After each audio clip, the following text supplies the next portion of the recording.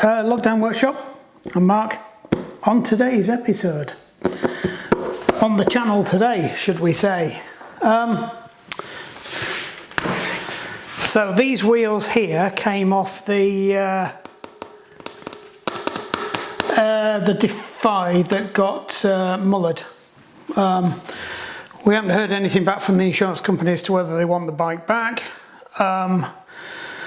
So I'm probably going to end up keeping these wheels. Certainly offsets the losses I've made on the bike because I didn't get paid out anywhere near what it's cost me to replace the bike like for like, which is a really annoying thing with insurance companies in the UK.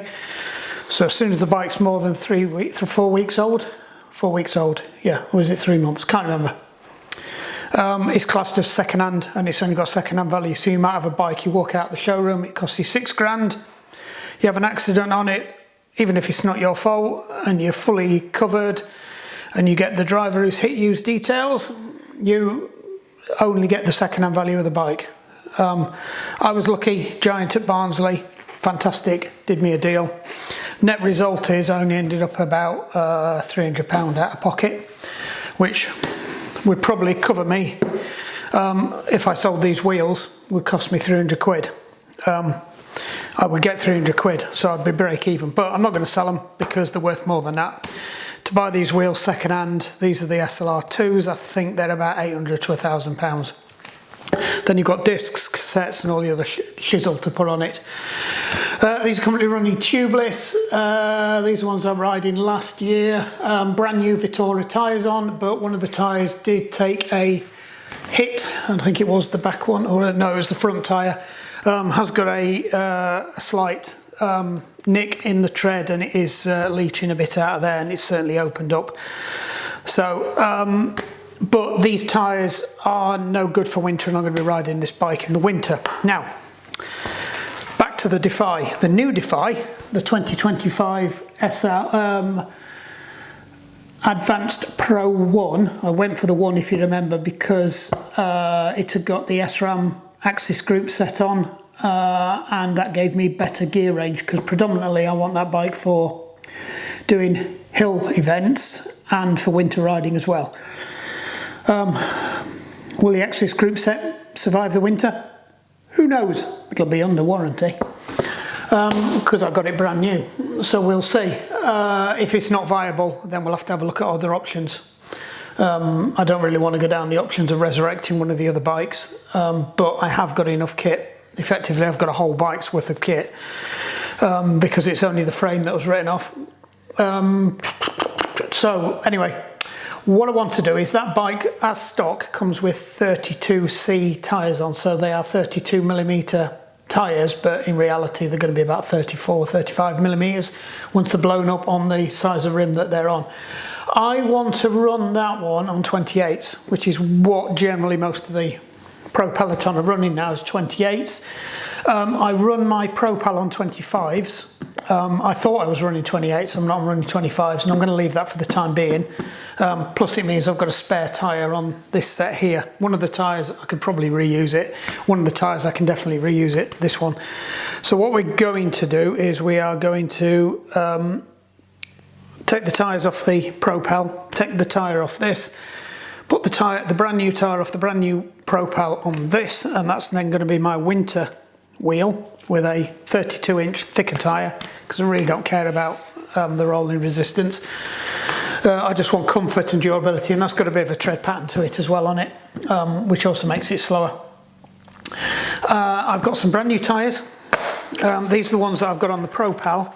But the Pro Pels are 25s, so I've been running these for about 2 years, and they're really good tyres. They're relatively cheap, they're fairly quick, they're not uber quick, but then they're not uber expensive. I think they're about £38 each, so you know, go figure. You're 80 odd quid for a set of Continental 5000 TLS. Is it TLS? SLT, whatever, anyway, those, which I had on before and all the casings went on them. And to be honest, most of the Continental tyres I've had in here on bikes, the sidewall has given out before the tread's worn out. and that's more important for tubeless because that's where you will start to get your leaks, is in your sidewall. So we're going to stick them on. They're going to be my main summer hill climbing tyres when I'm out on that bike, so the more hillier routes, and then obviously when it's flat and sunny the Propel will be out. But I'll be honest, out of the two bikes at the moment, I'm enjoying riding the Defy more. Probably because my back's knackered, but when you get on that Propel, it is a piece of work. And for those of you who don't know, it's the next range up. It's the Propel Advanced Pro SL, so it's above the Advanced Pro range. It's the SL range, and it has a lighter carbon construct to the frame. It doesn't even have a seat post. You have to cut the frame down to the right height for you, and then there's a sheath that goes over the top of it, and then you stack the sheath with wedges or frame kind of thing that sits on your saddle. Anyway, back to this. So what we need to do is I need to get a wheel off the Propel, off the Defy, get that over here, stick one of these new tyres on it, and then that will free me up the tyre off that to go on the winter tyre. The winter wheel, and then that will free up a tyre which I'm going to need to clean and then pack away for spares for the Propel, because these are 25s. I think that's where we're going to be. Right, let me go and harvest a slurp of coffee. Right, one wheel. God, it's getting warm in here. I'm going to have to go and turn the aircon on. Bear with me.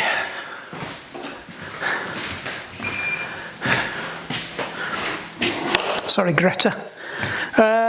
Right, so there's a few things I've got to be careful of. These run a 160 disc on the front and the rear. Most of the wheels I've got a 160 on the front and a 140 on the rear. The Propel, for some weird reason, is running a 140 on the front, a 140 on the rear. But we're going to change that. I'm going to steal some bits off the broken one and upgrade that to a 160 on the front as well. But I actually like these discs. These SRAM discs are actually quite nice. I prefer them to the thingy ones. But what we might do is actually put the Cooltech ones on and swap them around next summer, but we'll leave them as they are for now. I want to keep the bike as stock as I can. I don't mind changing tyres, but wheels, discs and everything like that, if it needs to go back because it's under warranty, they can all go back together. Right, so we need to get this off. It's going to get messy. So let me go and get my messy kit. We're back. I've also got to mention as well that we're going to take a look at the. I've got some alloy wheels that I got with the old Propel when I first got it. And what I've done is I've put some cross-country tubeless tyres on there. Now the tyres I've got were some that were given to me, and they are a little bit suspect. But we'll see how we go with them. That came off nice. The reason I opened it up there is because if you open up the bottom and there's a pool of sealant, it just blows through the valve and you get it everywhere. I mean, we're gonna get messy. So what I'm doing here is I'm just knocking it off the rim. That's interesting. What was that? I hope that wasn't a bit of.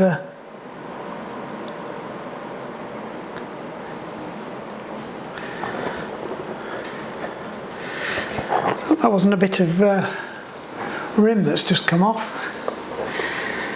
So these are lighter quality, lighter carbon wheels. There's not much difference between the SL2s and the SL1s. From what I can tell is they've got more of an aero profile on the spoke, but they are narrow. They are narrower there, which it's a bit of a. But I guess if it's really windy and I want to be on the Propel, I can always chuck these on the Propel. What it does mean is that I'm going to be riding the other ones. The ones I've definitely got for the winter are a 42, so they are slightly deeper. These are a 36, and the other ones are going to be a 32. These are also hookless as well. I don't know what the other ones are, to be honest. So I'm going to have to go and have a look at that. We have got the, let's just pop it up on the other side as well if we're going to make life easier for ourselves. You can see some goo is starting to come out now, yeah, just want to make sure I've got this the right way around. I don't usually use this one on here, but we'll see how we go with it. I'm very wary about using these on carbon rims, but I guess that's it, they're coming off like that or nothing. Right, so we're going to put this somewhere safe, and we'll keep this wheel here. Now I'm not going to clean it, I don't need to, they've not been on that long. We've managed to deposit a little bit of crap down there, so all I need to do now is break out this wheel, this tyre.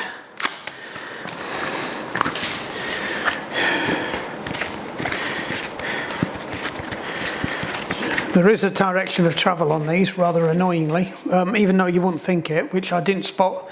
And I did go and look several times and didn't spot it. Rotation, there it is. So that needs to go that way round. The wheel's on that way round, so that needs to go that way round. Right, I think we've cracked it.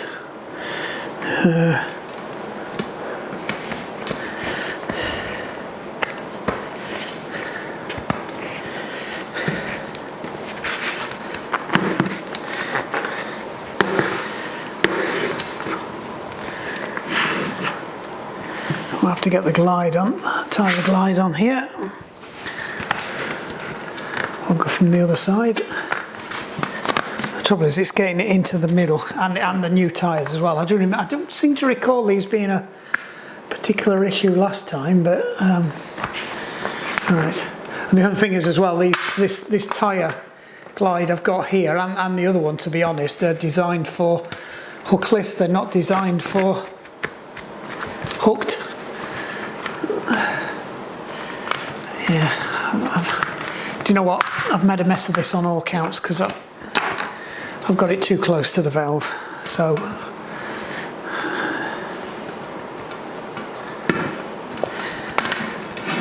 we'll do it the way I normally do it. Normally I do it like this. You wouldn't do a tyre normally like this, but we're going to do it like this. So I'll just finagle that over.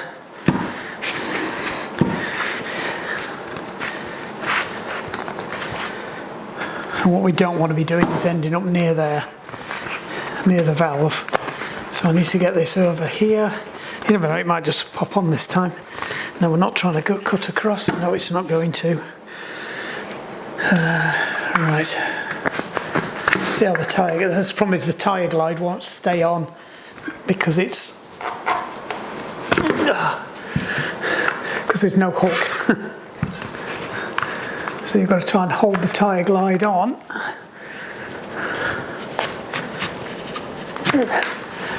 We are close. Yay! Right. Now I am fairly confident with this, so I think what I'm going to do is I am going to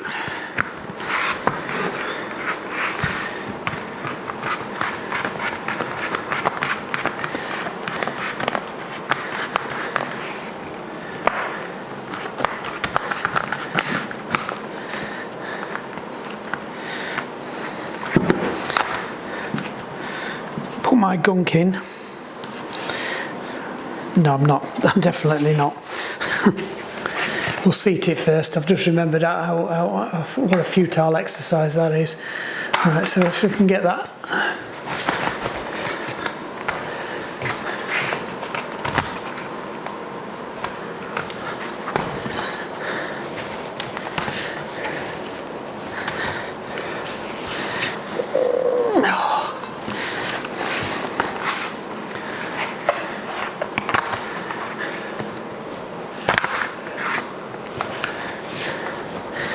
We'll have to break this onto the floor in a minute. Oh. I think we're too close to that again. So bring it off a bit. Get it away from the valve.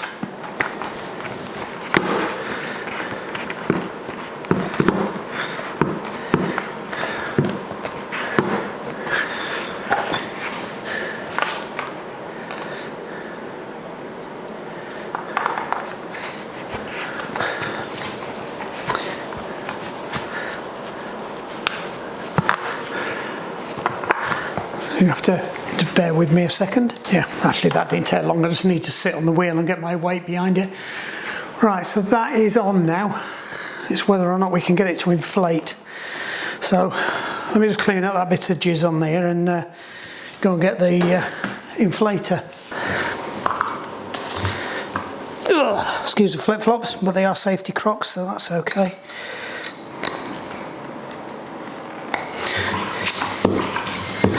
Just make sure the valve's off.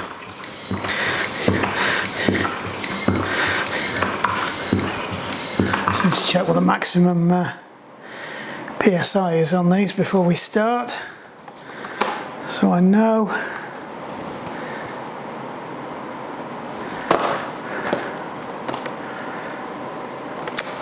A bit flipping rubbish. Maximum pressure.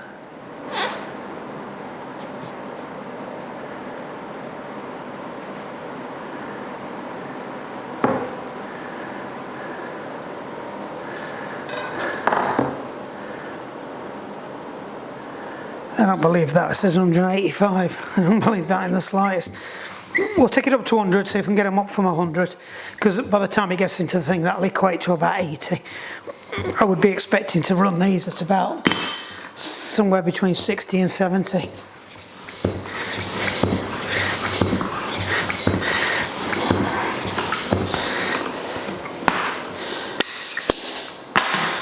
Just make sure that's down so we don't lose anything if we catch it.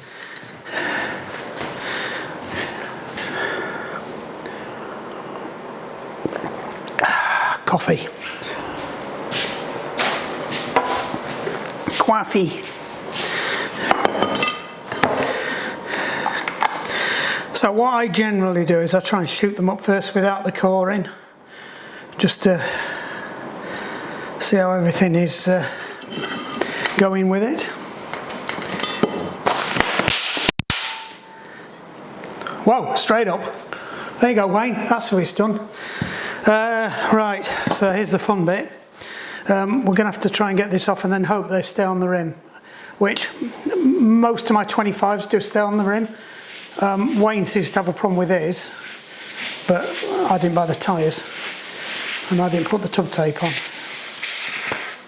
Right, so hopefully that doesn't pop off the rim. It might do, but I'm not too concerned. I know it goes up.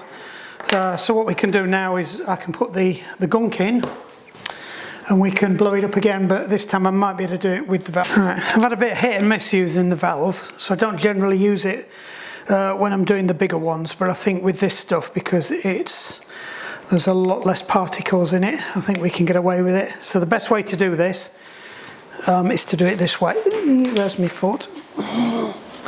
It should tell me on here how much I need for road and whatnot, he says, hopefully. We've just lost the sticky bit, has just stuck over the booklet, so we'll bring that one out. Right, English.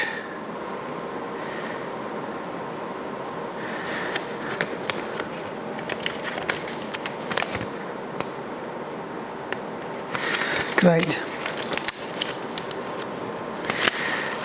Doesn't tell you how much to put in for this particular one, which I'm finding that a little bit annoying, because it wasn't cheap, this stuff.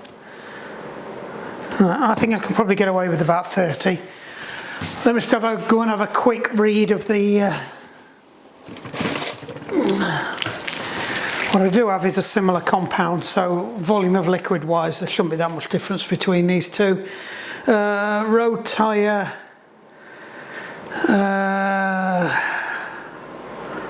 23, 25C, 28C, 50 to 60 mil. So we want 50. I'd put 50 in here. We've already got some bit of sludgage around there, so we'll get it as near as. Might go 60. Right, that's shut off.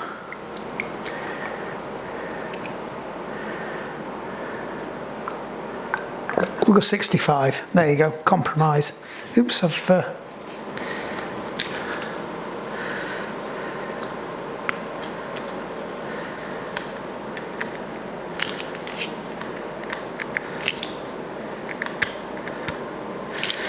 Right. So have it at one side so it flows down into the bottom, doesn't just accumulate where you're trying to squirt it in. Push it in gently as well, otherwise if you push in too hard you'll actually seal up the hole, which is the problem you have with the gravel and MTP, the mountain bike style ones.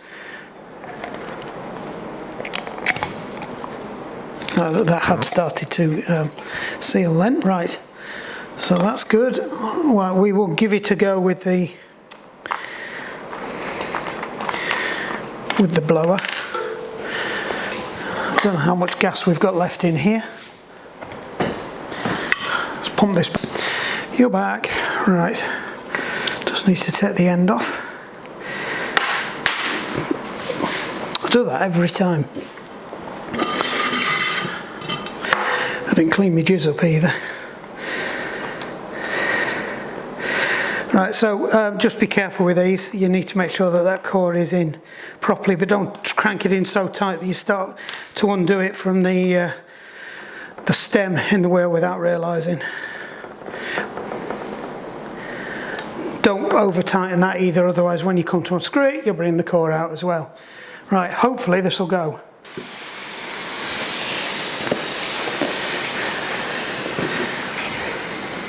Nope. So the valve core is stopping it. So we'll just get the valve core out. There might be enough gas left in there, I doubt it to be honest.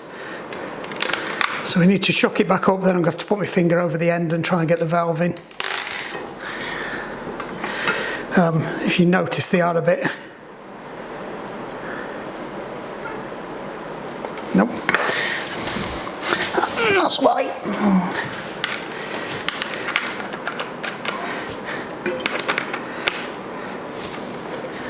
Just heard something ping, it sounded like match of the day. Well, I think we might have got that.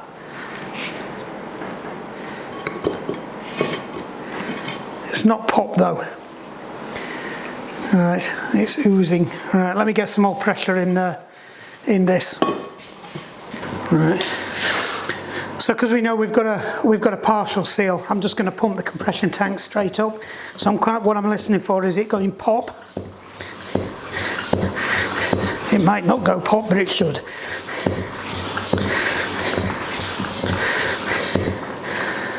It's not gone pop. It's not gone. I know why.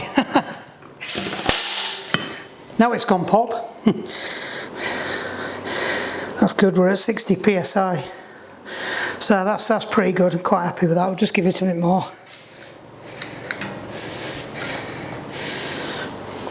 Right.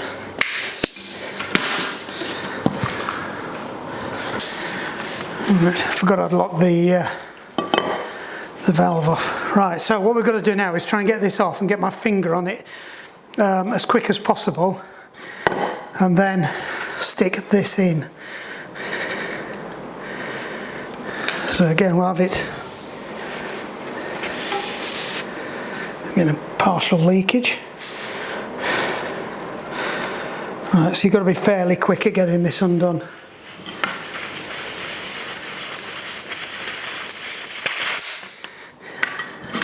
Caught!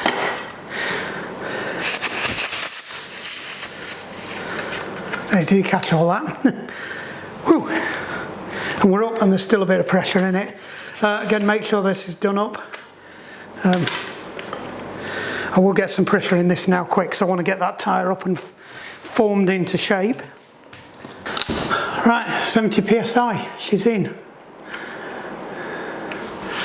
And just for all you haters, that is not lined up with that, because I don't give a monkeys, to be honest.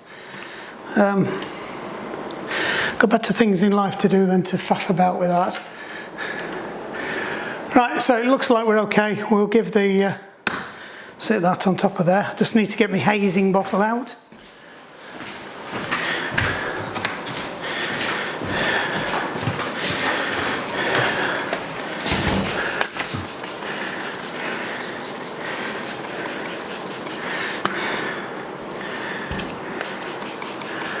We've got a fair bit of seepage on this side.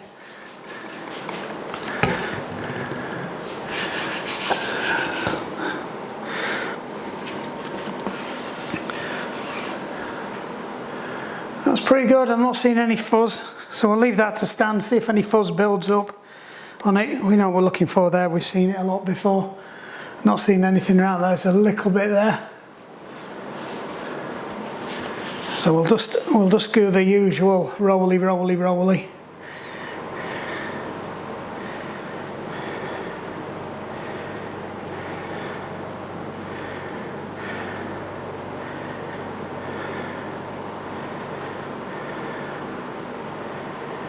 All right.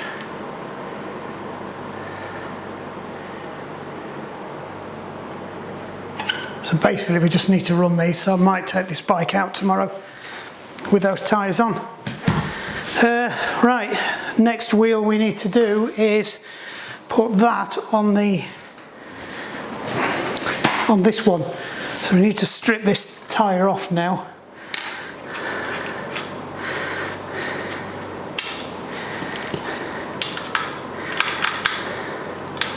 Now these are winter tyres and they are road tyres, but I'm going to use mountain bike sealant on these instead because they are thicker, the ones I've just taken off. So interested in your thoughts and comments on that. I have used mountain bike on just normal skinny road tyres before as well, because I'll be honest, that's all I had and I was desperate. People kept giving me tube tyre sealant, not tubeless tyre sealant. So I've stopped letting people buy their own sealant now and I buy it for them, but it will get used. Right, I'll work the best way to get this thing off.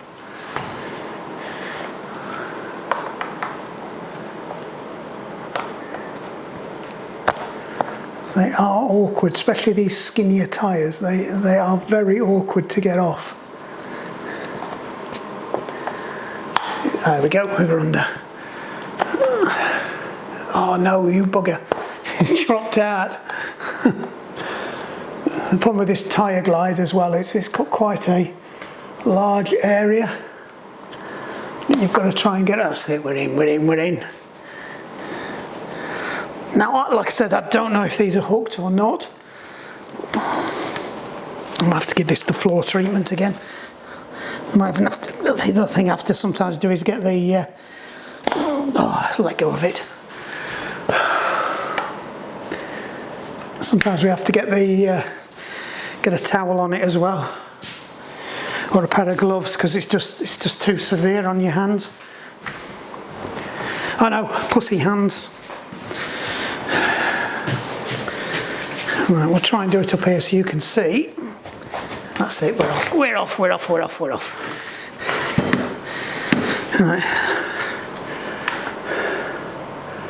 So these are also hookless. It doesn't say it on here that it's hookless technology, but they are hookless. Alright, so let's see if I can get this off without having to resort to the tyre slider. Alright. Ooh, some big bubbles of things in there. Chuck that down there out of the way. Now I am going to give this a clean, so you'll have to bear with me while I go and give this a quick clean out. The reason being, it does look like I've had mountain bike sealant in here, so it has balled up a little bit. So we'll sort. And what that was, I've just launched.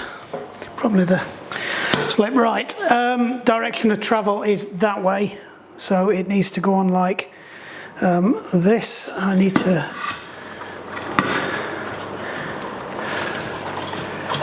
Try and spread the tyre a little bit so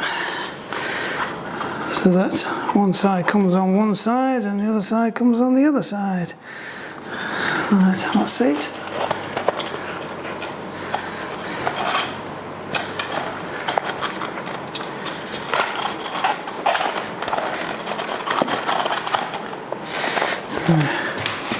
I'm just going to find out where I've thrown my tyre glide now.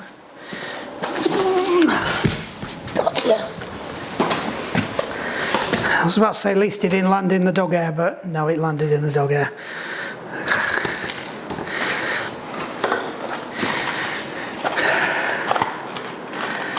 Right.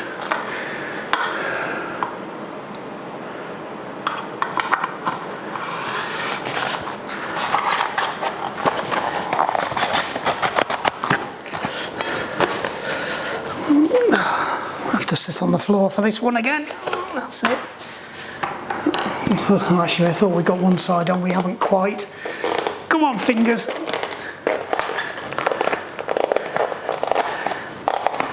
There we go. Right, that's one side in.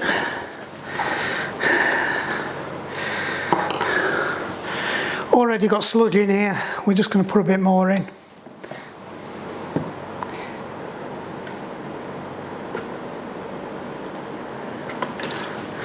Oh, I made a right mess there, didn't I?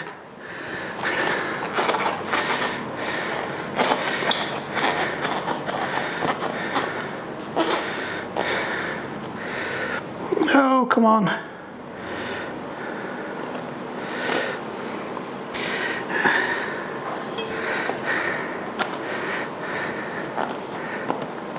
I've no idea how people do this when there's sludge in the tyre. I think next time I might get the sludge out, because as soon as you start to try and roll it, it just pours out. There we go. So that should be in the bottom now, and it'll start pouring out of there fairly quickly, I'm sure. Actually, I might be able to get this one over with my hands. Look at that.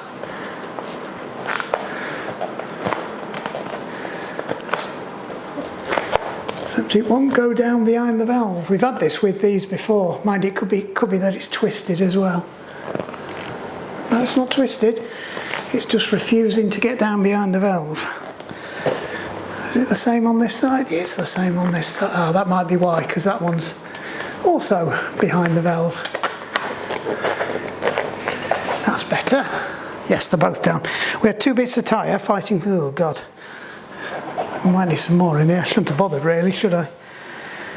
Right, I doubt whether there'll be enough in that to knock it up, but what I will do is we'll just clean up a little. Right, I think we're ready now. This is just leaking everywhere.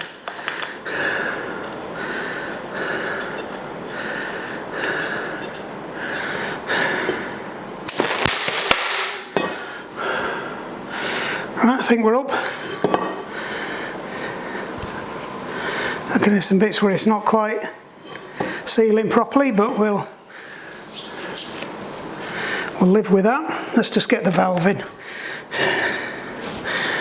Wherever the valve has gone, before it goes too flat.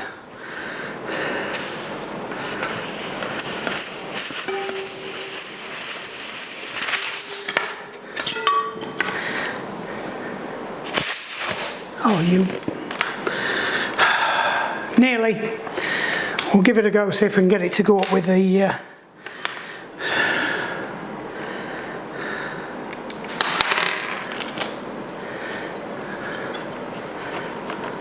just to get it to bite. Oh, we might have got away with that one. These bigger tyres generally stay on once they're on the hooks, and this has been on and ridden quite a few times, so there's no reason why it should come off the bead once it's on. So again, making sure we don't undo that. Right, we're going to stick some air in this and get it up to the correct pressure, and then we'll check for leakages and get it ready. Again, not lined up or with that. Don't care. Just goes to show, as it happened, it had actually dropped off the bead, even though it's holding air. So it's just shit the living daylights out of me when it popped back on. Right, this wheel is absolutely covered in sealant, so I'm just going to go and give this a quick bath and a quick clean off. It looks fine. It looks like we've got good even cover on it. So yeah, it looks about right. That's fine. That's fine. She looks okay. It's a giant tyre on the giant wheel, so there's no reason to see why we'd have any issues with that. So what we will do though is we'll give it the customary haze down, because it'll make it easier for me to give it a clean off.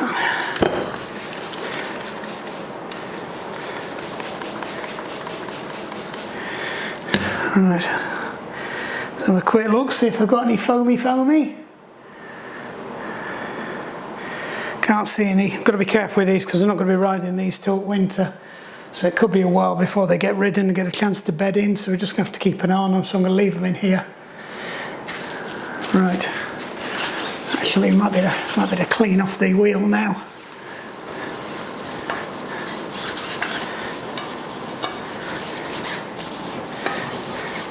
And then we'll refoam it again.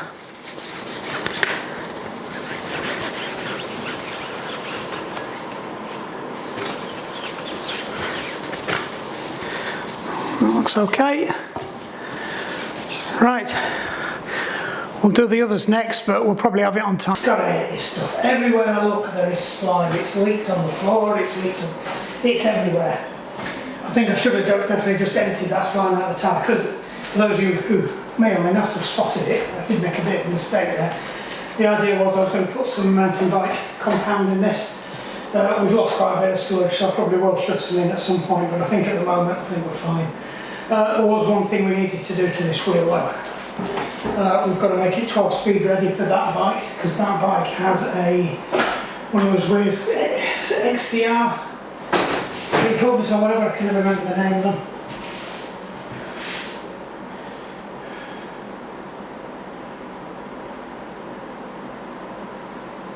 SLR2 free hub body kits, XDR, that's the one I was looking for, the XDR.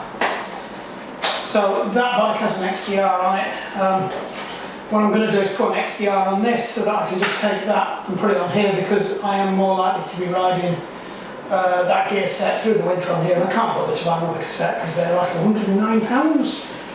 So we will use the same cassette, it's bedded into the chain.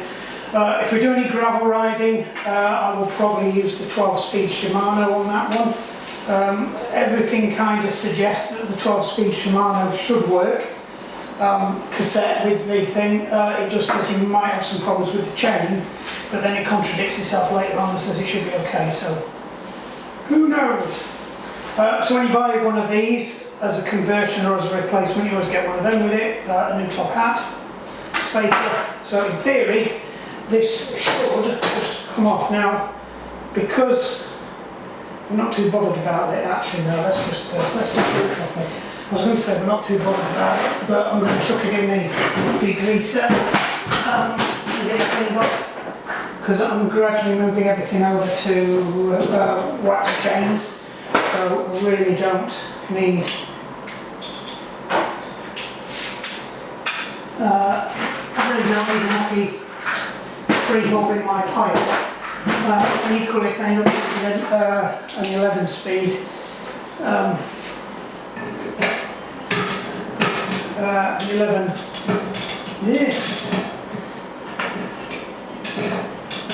speed on the turbo for doing back fits, I need them to be clean anyway. So I'm not getting my hands any more filthy than I'm already going to, because I'm handling that. Now I thought I had one of these here. I have got a spacer at the back of it, one of these for kitty things. And there's the big one. Where are you? You are there. Big one, big one, big one. There you are. Line her up. Up we go. You two go in there. And where's it gone? Should have a piece of plastic that clips in to this, which I can't find. So we'll use the next best thing, which is the tie wrapping. Double it back on itself. Right, and then that can go in the ultrasonic and get cleaned off. That is a 34, I think. 3411. So it's probably a better one for the winter, to be honest. But we've got a 3410, so that's fine. This hub won't work, so we've got to get this hub off. You can faff around pulling the top hats off, but actually, if you can pull, the whole thing comes off with its top hat. Don't lose the spacer, because I think this might be a 12 speed. Anyway, and that you need that spacer on when you're running an 11 speed. So again, this needs a clean up. I will chuck it in that box. And it is important to get it right around, so that can go in there. So I'll give that a quick clean up later before we shove it back in there, so it's clean for me. I can use that on the propel as well. So we'll just check what that looks like. That looks fine, because if you remember I'd recently greased these. A little bit of play on the bearings, but they sound fine, they feel nice and smooth. So hopefully this fits.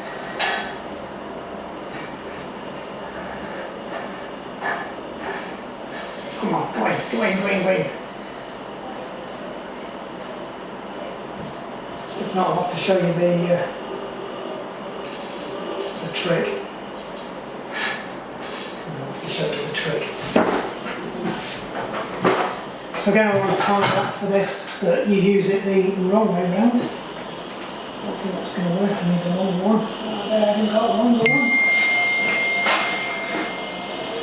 There we have, we've got some longer ones. There we go. So pick yourself one of these,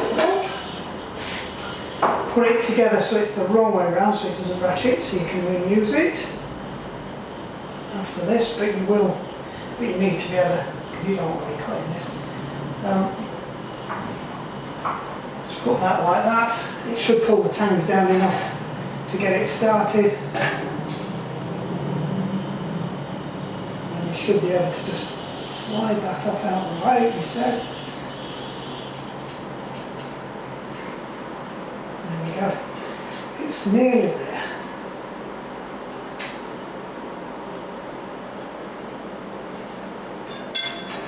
Oh, it's popped back out again.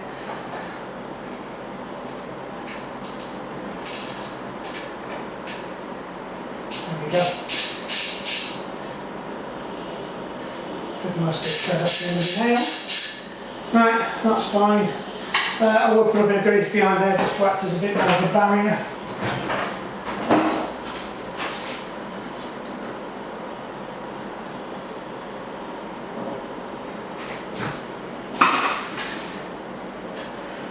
Doesn't do anything other than stops more from getting into the seal. So in theory, that should work. If I take the sprocket off that should go straight onto there. I do need to take that off because it's a 140. We need to replace it with a 160. I think I'm going to be buying a load of 160s.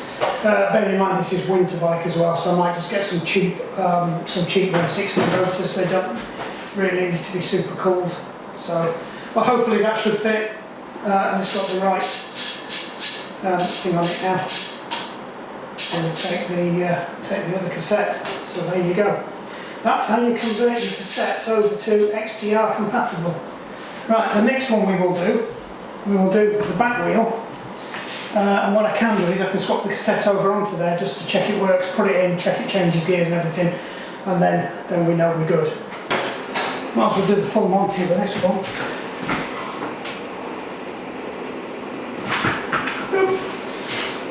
So this is the alloy ring that we got with the bike when we first bought it. So this has got an 11 speed on, but I've got a 12 speed cassette that will go on here. So we're just going to pull this off and just check that I can get the 12 speed cassette on it. I just realised I'm talking, I haven't got my mic on. Hopefully you've been picking all that lot up while the mic's sat over there. Yeah, somebody came to the door, so it's probably only about the last 5-10 minutes you've missed, if you missed any.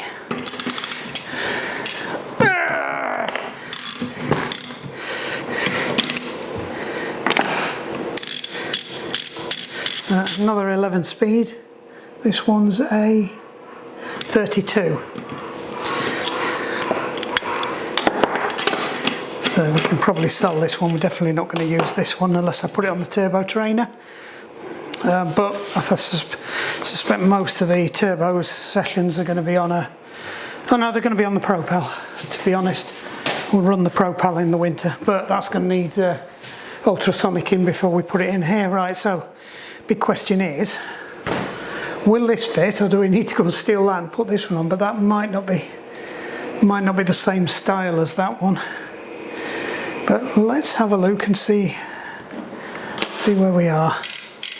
So big fat one there. Yeah, just say 11 speed. I don't think we're going to get this on. I think we're going to hit our first issue with using these wheels as gravel wheels, in which case we might just sell them. No.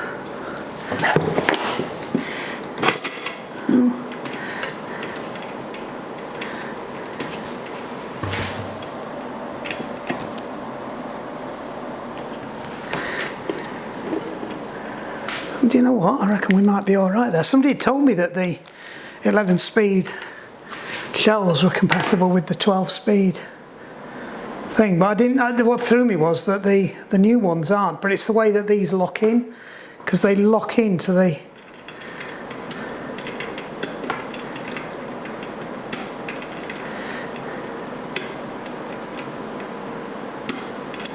I just can't see where they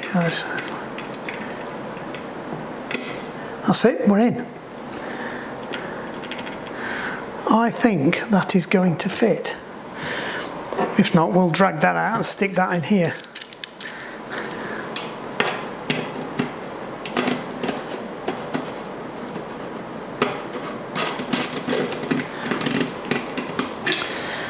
Let's just check it's on.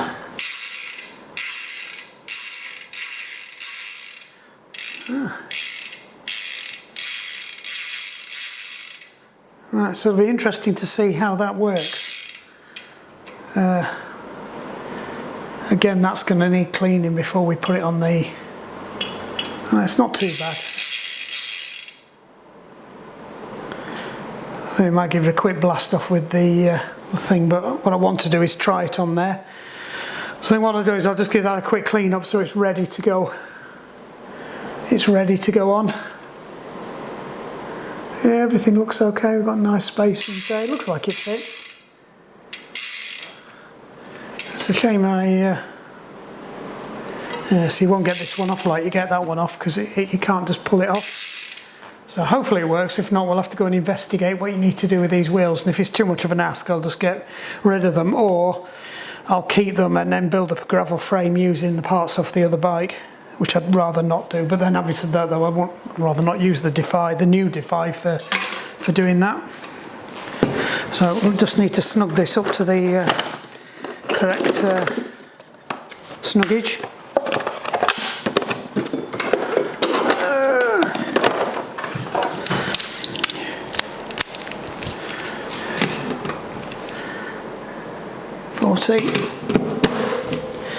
And don't forget, always support this. Don't rely on your paws, especially not 50 quid at go for because that's how much that was. That was 50 quid, and I think a standard 11 speed or a 12 speed normal Shimano one was the same price.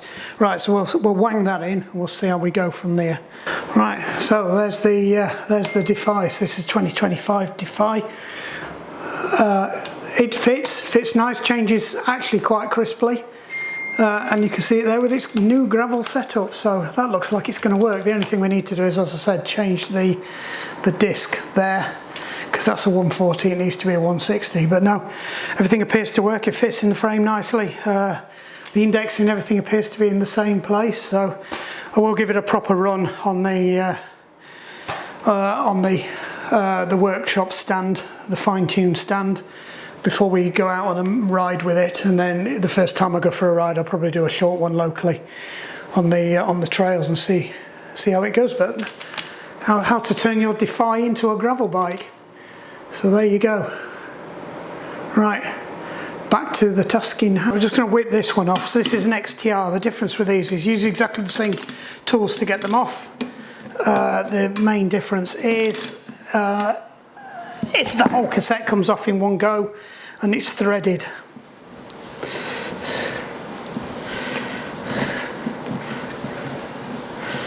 So if I keep a little bit of upwards pressure on, I know exactly when it's come off, so I'm not grinding on the threads. There you go. So you'll see that's exactly the same as the other one. and hopefully this fits on the other one. I have noticed this is a little bit mucky, so what we're going to do is give this a clean up as well.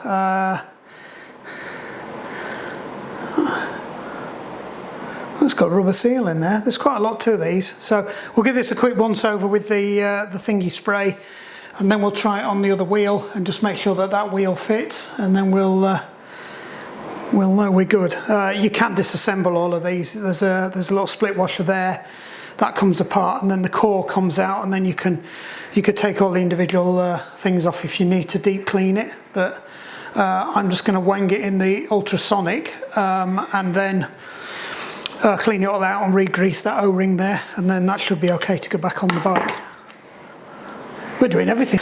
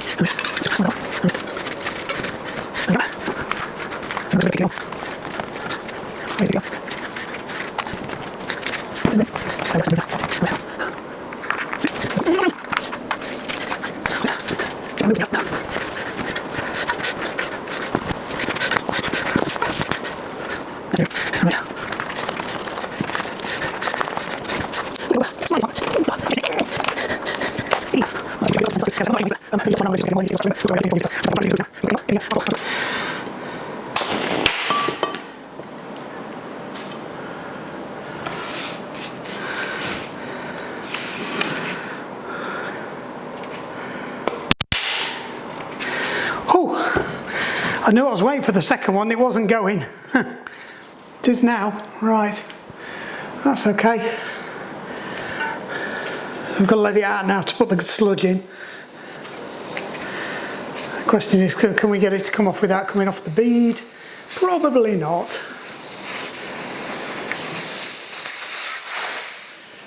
But we'll see how we go. Right, let me charge that up first before we do anything else, and I'll bring you back. Right, so we'll reuse all this gunk.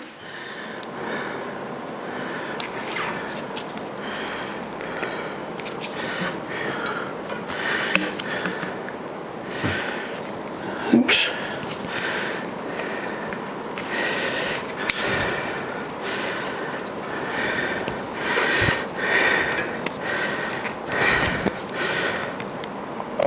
Oh no, we've got a blockage.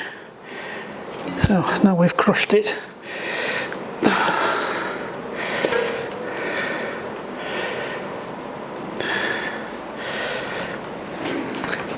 I might have to put this on the floor to do this. It's not playing. I may have made a bit of a mess of it.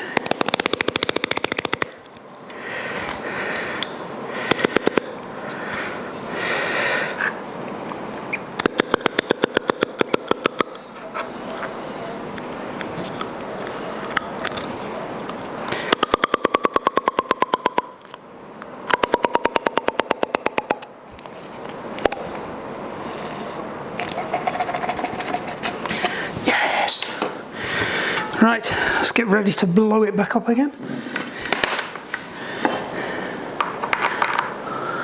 Marginally no mess.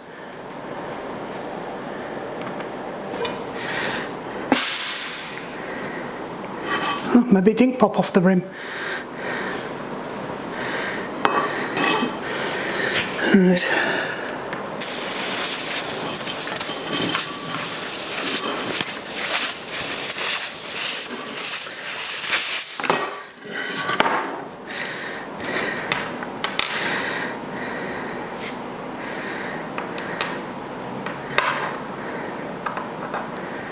Come on.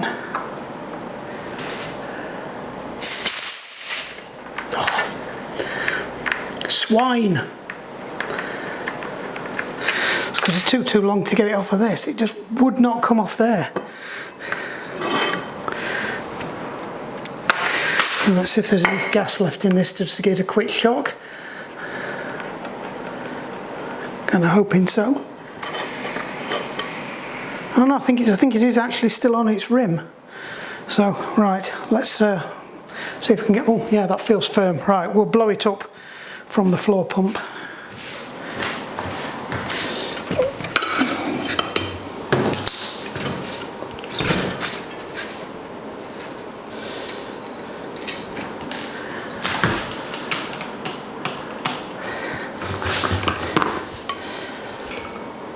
So I want about 70 psi in this.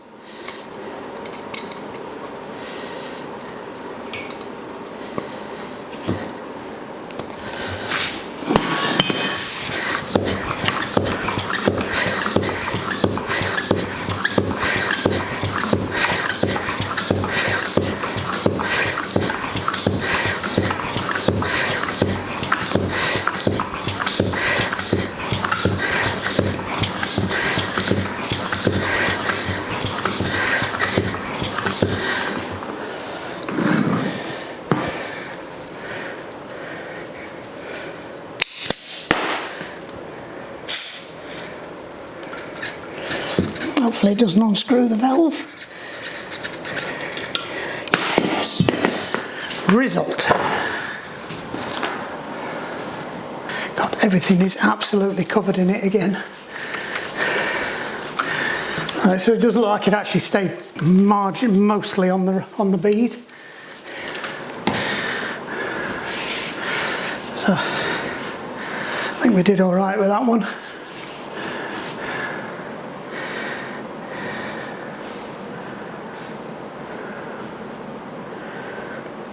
That's looking all right. Not seeing any fuzz there either. So these are the ones we're probably going to ride tomorrow, which is why I need to get that cassette back on. Alright. They're probably a little over pressure at the moment, so we'll let them down a bit in the morning. I just don't want to risk, I just want to give them a chance to come on the bead, so I'll just give them a quick roll around. Just make sure the stuff's all the way around. Flip it over. Worst case scenario is if it's flat in the morning, I'll take the propel. I think we're on a fairly flat course tomorrow.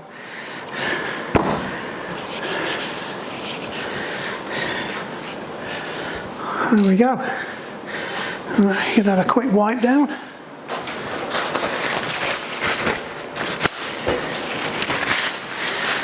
think we're good for that.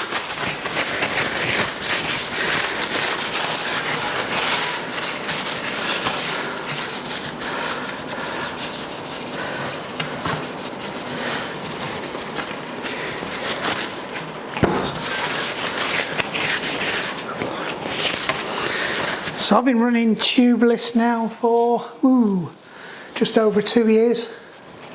I've been doing tubeless tyres for people probably about 2 years before that, so I've got 4 years experience of tubeless now, and you know, there's lovers and haters. It's up to you. I'm not going to evangelise about it or say which is wrong or right. You make your decisions. One thing I will say is if you can't change your own tyre and sort yourself out, don't ride tubeless. If you're not self-sufficient on the road, you shouldn't be riding it. If you're in a competition and you've never changed a tubeless tyre or dealt with a tubeless tyre out in the wild that's come off the rim, forget about it. Stick to tubes. Right. You know, as soon as you think you might be going flat, you're already beyond the time you needed to have stopped. you've got to keep it on the rim. If it comes off the rim and you're out in the wild, you're in a world of hurt. You're relying on your CO2 canisters, and you might end up taking 2 or 3 hits, and then that's 2 or 3 CO2 canisters you haven't got for later on. But I think that's good. That's nice. We'll get that get the free hub installed on it once it's been in the cleaner, and then we can go with that. So that's both the SLR ones done now. So we're going to stack that up with the other one so we don't get confused. That's looking good. Right. So what have we got to do now? We've got to get the tyre off that SLR2, and we've got to then put the fat tyre on that SLR2, and then I'm probably going to have a go at the 2 gravel wheels there, gravel tyres there, and we're going to get them blown up with that inner tubes in and get them on. I've just got to check whether they are hooked or hookless rims, because I don't know, to be honest. I think they're hooked because they are tubeless ready, so you can run them tubed or not tubed, so it's got to be hooked for the tubes, and that might be what the problem is, that they are hookless and I'm trying to run them with hooked tyres. But the hooked tyres and the hookless tyres should be the same anyway, but at least we'll know. They've got a slight wobble in them, they don't quite sit right. So let's get them last 2 done, and then we can start cleaning up.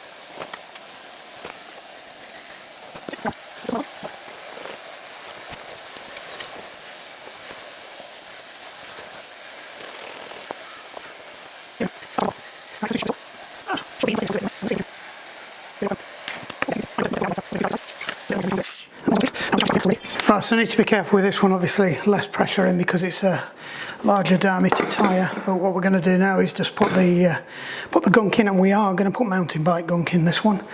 So I'm going to have to take the core out.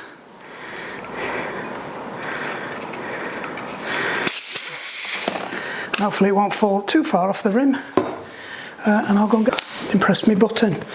Right, so I need to put this over. I know how much I've got, so if I hold it up there, it has got a gauge on the side of it. Pinch it with your finger. I need to be sticking down to the 100mm mark in here at least, because this will get classed as a gravel.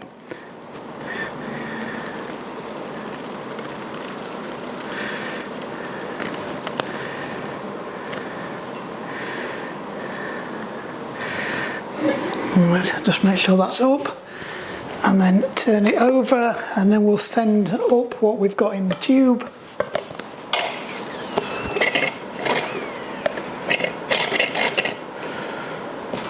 And hopefully it's not clogged up the valve too much. So that's about probably 65-70mm that's gone in there. So we're gonna try our luck and see if we can get it to go up off the with the valve in.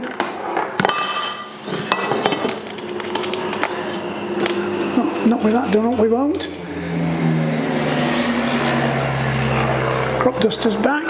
It's not really, I think it's a data it plane. That's okay. It's not gone pop, but I don't think it's come off the rim anyway. So I'll just shut that off. Let's see what pressure we've got. So I want to be aiming for probably about 60 psi in these, to be honest. Maybe a bit more. Depends. If I use the tyre pressure calculating guide that you get with your SRAM gear, it's probably a lot less than that. Right, I'll just top this up and then we'll give it a should let the video go for that. We had 4 pops on that one. Oh, well, we're going off. But no, it obviously wasn't quite on the rim. We'd not got it on the rim on the previous inflation. I'd not taken note that it didn't go pop. So anyway, let's just give it a quick haze over. Always make sure you get the valve as well. I've been covering the valve, but I've obviously not said before, because it could be leaking around the valve. Stem, especially if you've been peeing about with it. Looks all good.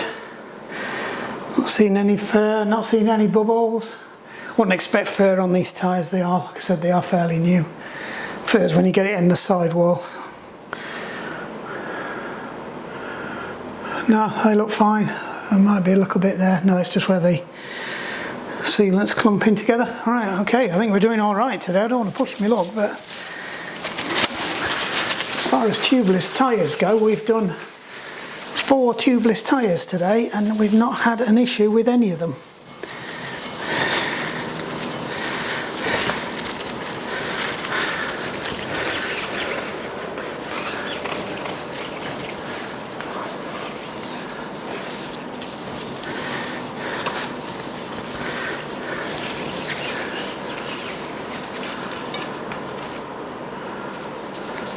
Right.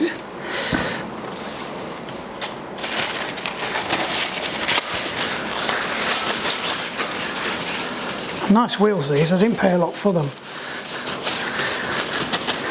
So the carbon SLR2s, I think they're the same compound as the SLR1s, but they're slightly heavier, and they've got cheaper spokes, and I think the hubs aren't quite as good as well. So I think that's where you're getting your extra money.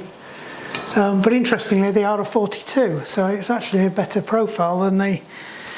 So it's a bit of a. It did make me, think a bit. Well, actually, should I keep these for the summer tyres? But they are older wheels, so I'd be better off saving my brand new, latest generation of wheels for the summer bike and keep them in good condition and use these for the winter.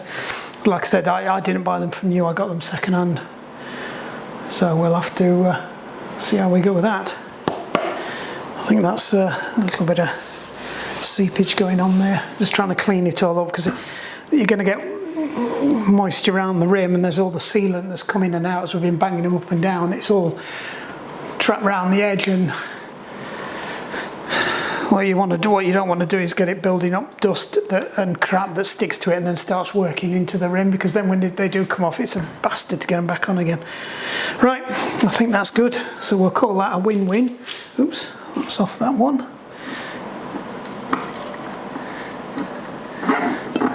So we've just got to put all the bits and bobs back on now. Alright, so that's my winter front wheel sorted out, and we've got these to get ready.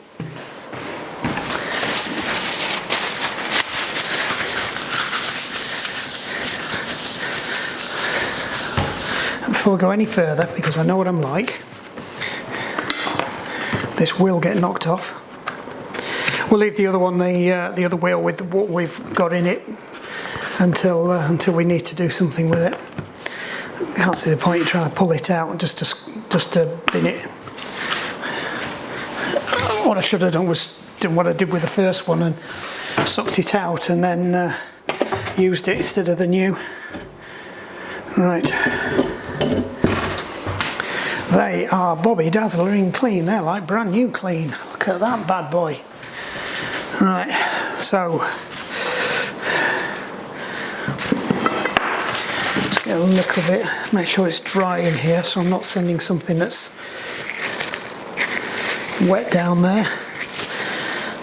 What else I will do is a bit of belt and braces, because I don't have much experience of these, but my only area where I could see potential problems is on the thread. So we will put a little bit of anti-seize on the thread.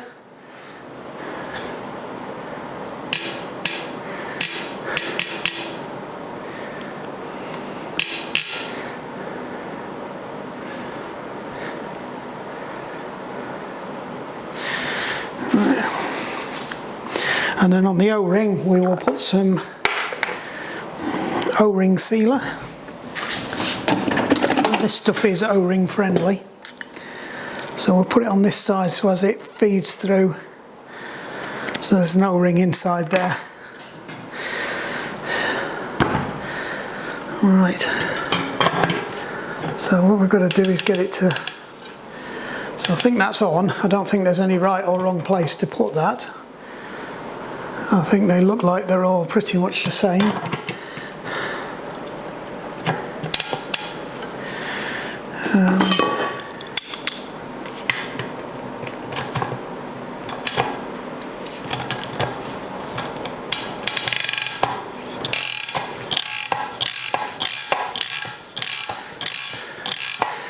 I'm not putting a lot of pressure on yet.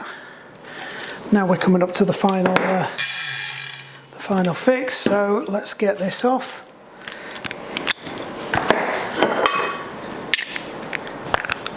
Ow! Knew that was going to happen. Bit my finger. And grab the best tool in the world.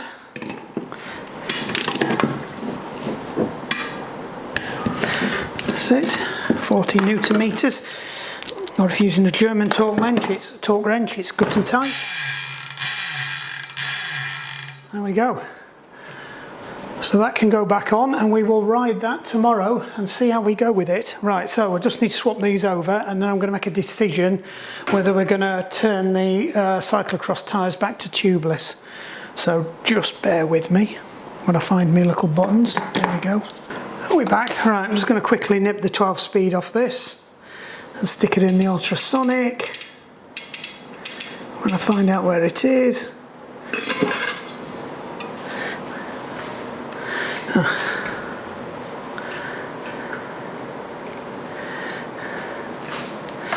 Oh, that's how they've done it, is it? That's interesting. Where's the fat one? There's the fat one.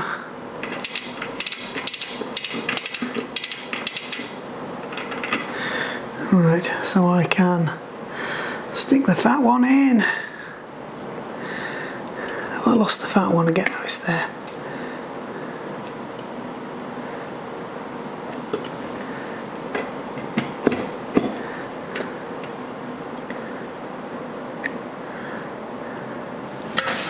No, that's not the fat one. It's not the fat one. Where's the fat one gone? I can't see it. That's a weird one, isn't it? God, this is a weird hub.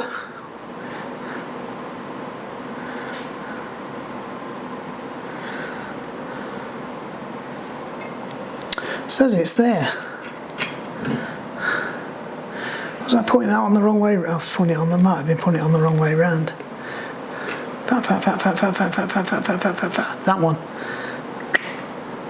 Going to this, it should fit there. There we go.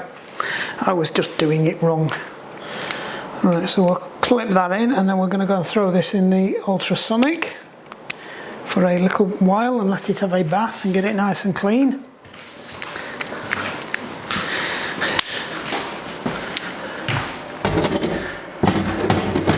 Got any others that we'd like to throw in while we're here?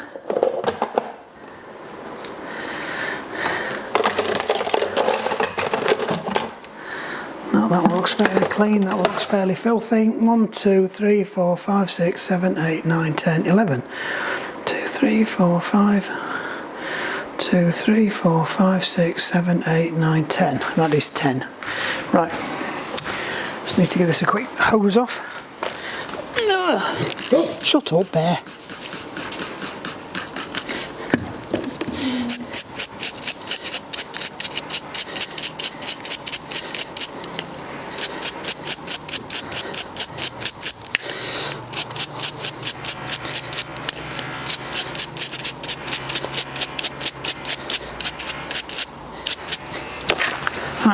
Sorry, I couldn't be asked to turn you round, but you can hear me talking anyway. Right, chuck them in there, in the boiler. There. Give them 10 minutes. Hands a quick clean. Shut the doors, shut the drawers. And back we come. So basically, if I need a 12 speed now, I'm going to have to steal it up here.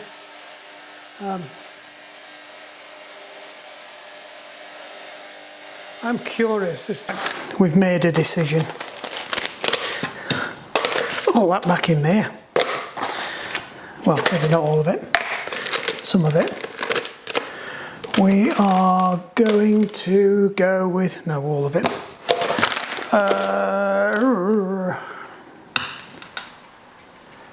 Don't know whether I want to keep that or not. Don't know.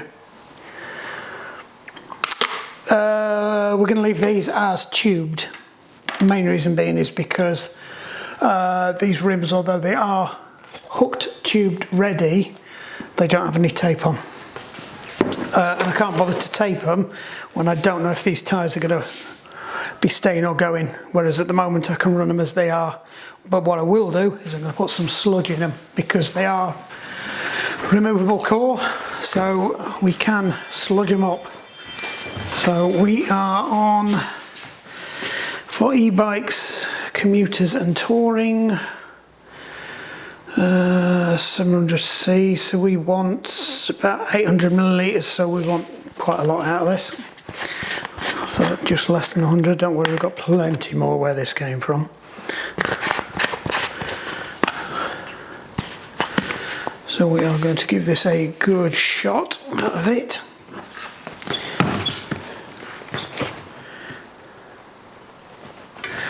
That's it, so let it hang upside down. Right, so we want pretty much most of what's in here.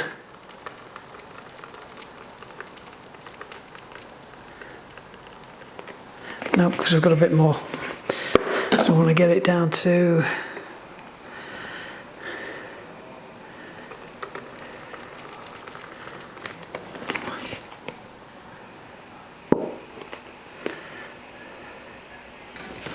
it's probably about right.